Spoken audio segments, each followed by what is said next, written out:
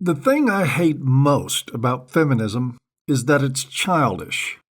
It's a movement based on the absolutely ludicrous idea that women are born into oppression, that their victimhood is fixed and congenital. And by its very nature, feminism requires women to eschew adulthood in order to belong. Let me say that more clearly. Feminism and adulthood are mutually exclusive. To identify as a feminist, you must resign yourself to the idea that on your own you're incapable, that you require a vast constructed organism of governance, political correctness, special provisions, traditional gynocentrism, and social bullying on your behalf in order to participate alongside men in the world as a supposed equal. And if, in fact, you fail to accomplish that, even with that massive push behind you, it still gives you a way out of taking adult responsibility. It gives you a boogeyman, or should I say boogeymen, to blame for your failings. We see this all the time as feminists invoke patriarchy theory and all other manner of pseudo-intellectual claptrap as excuses for why women can't compete with men in nearly anything under the sun that really matters. The feminist idea of the even playing field, owing to that lack of adulthood, involves doing less work, under less pressure, and facing less danger than the men they claim to want to compete with.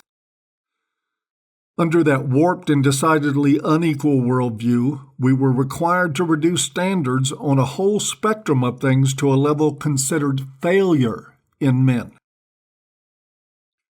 We've reduced the physical standards for things like police work and firefighting to a level so low that even a woman can pass. If that sounds insulting, by the way, the term even a woman, don't blame me. Thank a feminist. It was their brainchild. It is what they demanded. It is what, indeed, they sat on the sidelines and cried for like toddlers. Feminist ideologues laud this faking of competence, this artificial qualification, as the ascendancy of women. I just call it special education, designed to allow women a pat on the back and a celebration when they qualify themselves as substandard. This is what you end up with when you turn the once cooperative relationship between the sexes into a competition, telling women that they can win, that they must win, but refuse to put the onus on them to actually excel at anything. You end up rigging the outcome, not to achieve equality between the sexes, but to allow women to interpret failure as success. How is adulthood supposed to exist in the midst of such sweeping infantilization? I told a story once in an old talk that I'll share with you again here briefly. Back in 2004, I did a whale watching tour in Washington State's Puget Sound. The boat was captained by a woman with a woman first officer and a woman mechanic. No, I did not know this before boarding, nor did I care. About an hour into the cruise, the boat had mechanical problems and broke down. Dead in the water, as they say. The mechanic worked for 2 hours on the issue, fruitlessly. I know this because I heard her throwing tools and cursing down below. She was getting nowhere. Eventually, she called into the mainland and got a male mechanic, to walk her through the problem till she got it fixed. That took about another hour, and we were then back in business. Just as we were taking off, and as the mechanic emerged from below, the captain came on the intercom and announced in a very smug tone, "See there, ladies and gentlemen, if you want something done right, you get a woman to do it." And of course, most of the people in the boat applauded that completely bullshit remark like they were in Oprah's audience. Personally, I wanted to vomit. And it wasn't from being seasick. Hell, the boat hadn't moved enough water to make me queasy. But there I was in a boat full of applauding idiots and a second-rate mechanic walking around with a look on her face like she was a rock star, basking in glory. Whereas a man doing the same thing she did would have just been doing his job. That triumphant look on her face faded a good bit when I inquired whether the help she got from the mainland, the help that actually made the difference in repairing the engine, was from a man. And to be sure, the point here isn't for men, me in particular, to feel smug. I couldn't repair a boat's engine if my life depended on it. I am betting there are some female mechanics out there who would have had that boat up and going in short order without a rescue call to the mainland. And I can tell you with absolute certainty that I've run across some male mechanics who couldn't spell wrench, much less use one to any good effect. The point here is that this manufactured sense of accomplishment, the oohs and ahs of amazement whenever a woman ties her shoes correctly or hits a layup, and even when she does neither, is typically the kind of encouragement we reserve for children to boost their morale till they get old enough to perform as an adult. And as far as I can tell, this is something at which feminists are uniquely adept.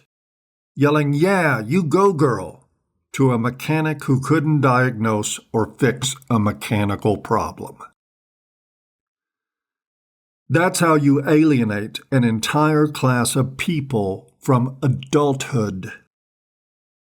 I mentioned a moment ago that I asked the mechanic if she had actually needed a man to get the job done, and that the expression on her face had darkened. I remember her face as though all of this happened yesterday. She went from jubilant to suddenly wounded, resentful, angry. I had interrupted her unearned celebration. I had reminded her that on her own, she had not been up to the job. That's the problem with false accolades. The beneficiaries are easily bruised. Fake accomplishments mean fake celebrations. This is an area where men have a distinct advantage over women, and not just because they are on average physically stronger, more mechanically and mathematically inclined. It is because for boys there is no social fudging, no manufactured victories, no fist pumping for failure. The kind of world in which boys grow into men, the world that drains the smugness from the face of an underperforming mechanic, is actually the greatest gift to them. Boys are only treated as children for as long as they are children. The coddling, the ease for effort, and the pats on the back just for trying all start to fade away when the voice changes and the first hints of whiskers appear. With boys, we value excellence over excuses, accomplishment over attempts, and outcome over accolades. In short, in men, we value adulthood over childhood, and the same is just not so where it concerns women. The fundamental difference in worldview goes a long way to establishing healthier, more productive norms in the men's movement when compared to feminism. Mind you, it does create challenges.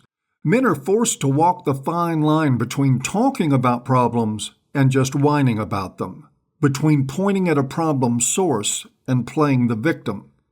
That, mind you, is a good thing, a very good thing indeed for men. Try to place those same expectations on women, though, and worlds will shatter. The fact that men live with hard adult expectations on them is directly tied to the fact that when a man identifies a problem, he is also expected to become part of the solution. That can be a really hard road to travel, which is, of course, why men are better equipped to travel it. Because they are not given outs. There is no penis pass, no special consideration, no social service plan, and no convenient boogie woman as a part of a men's excuse mill. Even when confronted with gynocentrism in its worst forms, as we find in family courts, the onus is still on men to survive, to move forward, and not to make the same mistake again. Their greatest and indeed only real asset in these tough choices is their personal accountability and agency. Personally, I think the status quo favors men in this one narrow way. Hard lessons are often the only lessons really learned. Failing to remember this is the greatest threat to the men's movement. It's a surefire way to lend credibility to those who claimed the MRM is a mirror of feminism. And indeed, we do see some of this within the red pill community. Some men who blame feminists or women for all their problems. Men who ignored 1,000 warning signs that they were pair bonding with a borderline. Men who disposed of their values and their reason the moment they got an erection. Thankfully, a lot of these guys can move past that once they acquaint themselves with a mirror, once they figure out that the onus is on them to rebuild and move on. Women experience problems and tend to want to parentify the state as a solution. They go for the damsel and the rescue. Men, those who don't buckle and collapse while waiting for external solutions, go their own way. Perhaps wounded, perhaps bruised, and certainly disenchanted and often jaded, but still on their own feet, not beholden to or waiting for anyone to change the world for them. That's the power of adulthood.